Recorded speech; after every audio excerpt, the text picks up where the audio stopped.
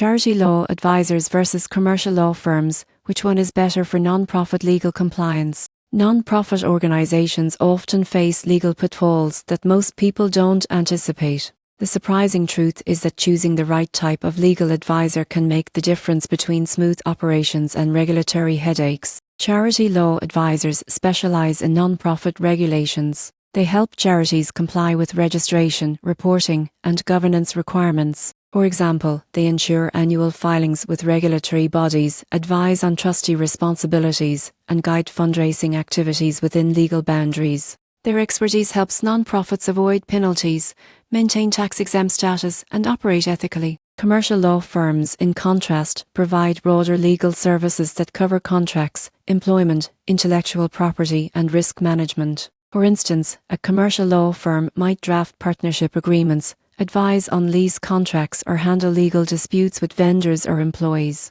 While not focused exclusively on charity law, their expertise ensures that general corporate and contractual obligations are met. The key difference is specialization versus breadth. Charity law advisors know the nuances of non-profit regulations, while commercial law firms provide a wider range of legal support. Most non-profits benefit from a combination. Charity law advisors ensure regulatory compliance, while commercial lawyers handle contracts, employment, and general corporate issues. The takeaway is clear: relying solely on commercial lawyers can leave non-profits vulnerable to charity-specific compliance risks, while only using charity advisors may overlook broader legal exposures. The surprising truth is that integrating both ensures your organization stays compliant, protected, and operationally sound, allowing you to focus on mission-driven work rather than legal uncertainty.